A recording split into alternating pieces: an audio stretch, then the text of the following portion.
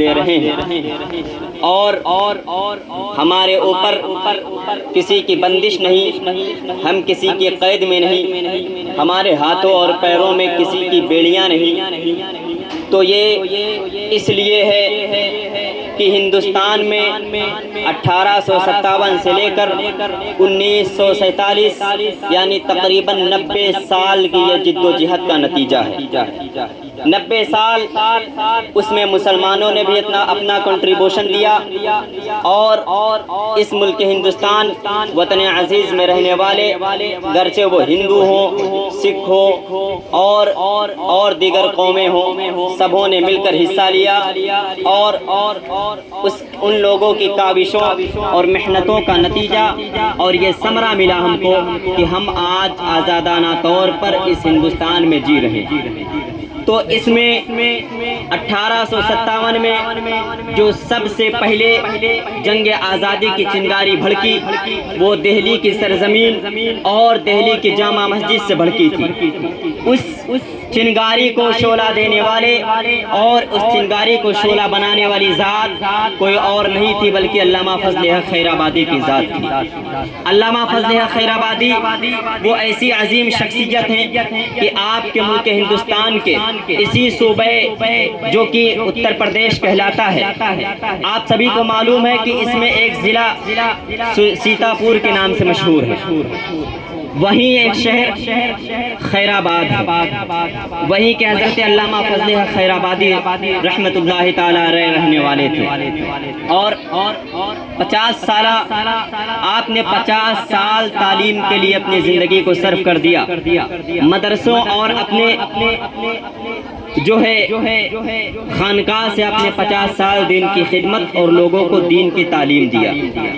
آپ 19ویں صدی کے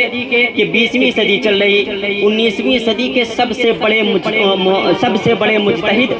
اور جنگ آزادی کے سب سے عظیم ہیرو اور جنگ آزادی پر لوگوں کو آمادہ کرنے والے، اپنے آپ کو انگریزوں کے چنگل سے چھڑانے پر مسلمانوں کو ابھارنے والی کوئی ذات تھی تو علامہ فضل حق خیر آبادی کی ذات تھی۔ پھر اسی مشن اور اسی انقلاب کو حضرت علامہ احمد اللہ شاہ مدراسی یہ مدراس سے لے کر دیگر ہندوستان کے تمام شہروں کا جو انہوں نے سفر کیا اور جا کر ہر جگہ ٹھہرے اور لوگوں کو انگریزوں کے خطرناک منصوبوں کے بارے میں آگاہ کیا، اور سارے لوگوں کو یہ بتایا کہ یہ جو انگریز ہیں یہ کس قدر جو یہ انسان نما بھیڑیے اور یہ ہم کو نوچنے اور خروشنے کو کس قدر تیار ہے۔ لہٰذا انہوں نے پورے ہندوستان کا دورہ کیا اور سب کو جنگ آزادی پر اپنے آپ کو آزاد ہونے پر مجبور کر دیا۔ اس کے باوجود 1857 سے لے کر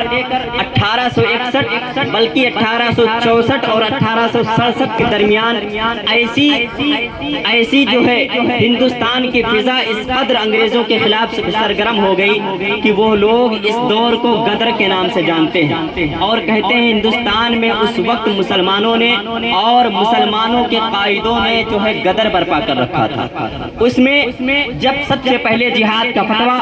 انگریزوں کے خلاف جب یہ بات طے ہو گئی کہ انگریزوں سے اپنے ملک کو آزاد کرانا اور اپنے امور میں بالکل خود یکتائیت ہونا اور اپنے آپ کو بالکل آزادانہ طور پر رہنے کے لیے علامہ فضل حق خیر آبادی نے جب جو ہے جامع مسجد دہلی سے یہ فتویٰ دیا کہ میں نے یہ فتویٰ دے دیا ہے کہ انگریزوں کے خلاف جنگ کرنا مسلمانوں کے اوپر فرض ہے، تو اسی وقت 1857 میں صرف دہلی کی اگر بات لے لیں تو آج اگر آپ دہلی کی لال قلعہ کو جا کر دیکھیں اور وہیں قریب میں موجود دہلی کی فتح پوری مسجد کو جا کر دیکھیں تو تاریخ یہ بتاتی ہے کہ صرف کچھ ہی دنوں میں دہلی کے دہلی کے لال قلعہ سے لے کر دہلی کی فتح پوری مسجد تک فتح پوری مسجد کے درمیان کا جو حصہ ہے اس حصے میں جو ہے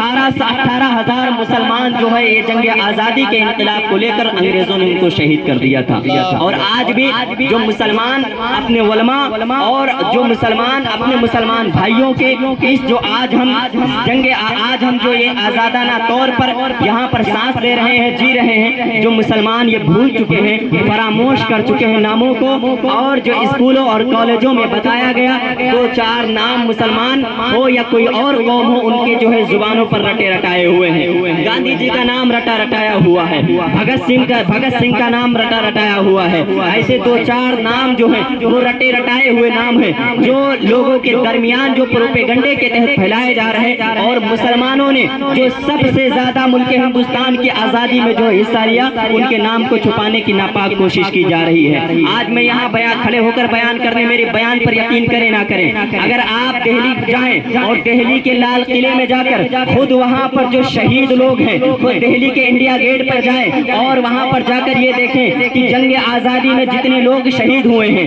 جنگ آزادی میں جتنے شہداء شہید ہوئے, سبھی کے نام وہاں پر لکھے ہوئے ہیں. اگر آپ جا کر دیکھیں گے تو اس میں سب سے زیادہ نام مسلمانوں کے آج بھی لکھے ہوئے پاؤ گے آپ. لہٰذا اے لوگوں جو یہ بات ہمارے درمیان ہے کہ علماء کرام نے ملک ہندوستان کی آزادی میں بہت بڑی جو اپنا بہت بڑا کردار نبھایا ہے. ایک مجاہدانہ حیثیت سے آپ علماء کرام نے جو ہے لوگوں کو آگے کیا. اور حضرت نے بھی بیان کیا کہ جب انگریزوں کا ظلم ستم حد سے آگے بڑھ گیا تو ایک مرتبہ تو ایسا وہ دن آیا کہ جب علماء کرام کو اس قدر شہید کیا گیا, اس قدر ان کو مارا گیا کہ تاریخ ملتی ہے کہ دہلی سے لے کر کشمیر کے کنیا کماری تک کوئی درخت ایسا نہیں ملتا تھا جس درخت پر علماء کرام کو پھانسی کے پھندے پر نہ لٹکایا گیا ہو. ایک ذات جو سب سے زیادہ اس میں ہائی لائٹ ہے اور سب سے زیادہ مشہور حضرت علامہ سید کفایت علی کافی مراد آبادی ہے, جن کو مراد آباد کے چوراہے پر 7 دن کی بہت قید و بند اور صعوبتوں کو جھیلنے کے بعد ان کو جو ہے مراد آباد خود ان کے شہر میں جا کر اور اس شہر کے چوراہے پر حضرت علامہ سید کفایت علی کافی کو شہید کر دیا گیا اور پھانسی پر لٹکا دیا گیا تھا. سب سے پہلے جو فتویٰ دیے حضرت علامہ فضل حق خیر آبادی, ان کو جزیرے انڈمان نکوبار بھیج دیا گیا. اب جب جزیرے انڈمان نکوبار بھیجا گیا تو آثار الہندیہ میں حضرت علامہ فضل حق خیر آبادی لکھتے ہیں کہ وہاں کی آب و ہوا کیسی ہے. آپ لکھتے ہیں کہ جزیرے انڈمان نکوبار وہ جگہ ہے کہ سورج ہمیشہ اس وقت جو انسان کے سر پر رہا کرتا ہے, سورج ہمیشہ انسان کے سروں پر رہا کرتا ہے. وہاں کا پانی اس قدر ایسا زہریلا, ایسا بیکار پانی ہے کہ سانپوں کا زہر بھی اس پانی کے سامنے بیکار ہو جائے, اتنا کڑوا پانی. اور وہاں کی غذا جو ہے وہ قرآن پاک میں ایک لفظ آیا ہے, زقوم کا لفظ آیا ہے کہ وہ کانٹے دار جو ہے درخت ہوا کرتے ہیں, اس کے پھل ہوا کرتے ہیں. تو آپ کہتے ہیں آثار الہندیہ میں کہ وہاں کی جو غذا ہے وہ زقوم پھل سے بھی زیادہ جو ہے سخت ہے, کہ اگر وہاں کی آب و ہوا بالکل گرد آلود اور بدبودار ہے اور وہاں جو ہے بیماریاں بے شمار ہیں. اس قدر وہاں پر جو ہے مسلمان جو جنگ آزادی میں 1857 میں شریک ہوئے تھے ان کو ڈھونڈ کر لے جاتے اور وہاں ان کو وہ سزائیں دے دیتے. اور انگریز یہ سزائیں صرف اور صرف ان علماء کو اور ان لوگوں کو دیا کرتے تھے جن سے انگریز خود تھراتے اور کانپتے تھے. اس لیے ان کو وہاں بھیج دیا کرتے تھے کہ وہاں اگر یہ ایک بار چلے گئے تو وہاں سے کسی کا زندہ آ پانا ناممکن ہے. لہٰذا ایسا ہوا اور حضرت علامہ فضل حق خیر آبادی کو جزیرے انڈمان نکوبار بھیج دیا گیا. جب جزیرے انڈمان نکوبار علامہ فضل حق خیر آبادی کو بھیج دیا گیا اور علامہ فضل حق خیر آبادی کا کیس اور مقدمہ خود دہلی میں دائر تھا. بہت سارے علماء کرام دہلی میں حضرت علامہ فضل حق خیر آبادی کا کیس اور مقدمہ لڑ رہے تھے. اور تاریخ یہ بھی آئی کہ وہ علماء کرام علامہ فضل حق خیر آبادی کا مقدمہ اور کیس جیت بھی گئے. وہ لوگ یہ فرمان لے کر جزیرے انڈمان پہنچنے والے ہوئے کہ حضرت علامہ فضل حق خیر آبادی کو باعزت بری کر دیا جائے. تو ایک تاریخ میدان کربلا میں دہرائی گئی تھی, وہی تاریخ یہاں پر دہرائی گئی. وہ علماء کرام جب حضرت علامہ فضل حق خیر آبادی کی آزادی کا پروانہ परवाना लेकर जजीरे अंडमान निकोबार पहुंचते हैं। जब वो उलमा किराम वहाँ पहुंचते, एक तरफ आज़ादी का परवाना है, जब वहाँ पर उलमा पहुंचे हैं तो देखते क्या है, हम जिसकी आज़ादी का परवाना लेकर आए थे, जिसको छुड़ाने के लिए हम अंग्रेजों की हुकूमत की तरफ से फरमान लेकर आए थे, आज उन्हीं की नमाज जनाजा हो रही है। आज उन्हीं को जो है वहाँ पर जो है वो इस जंग आज़ादी में जो है काविशें और कोशिशें करते हुए शहीद हो गए, और जिनकी आज़ादी का परवाना मिल गया था उनको जो है शहीद कर दिया गया। वो 1 साल 8 महीने 20 दिन जजीरे अंडमान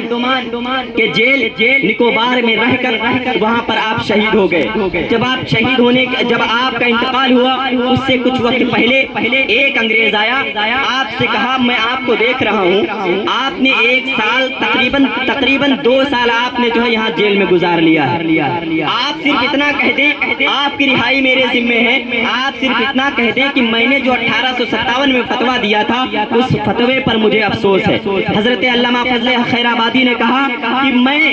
इतना कमजोर हो चुका हूँ, मेरे बदन में इतनी ताकत नहीं कि मैं अपनी दवा खुद उठाकर अपने आप से ले सकूं,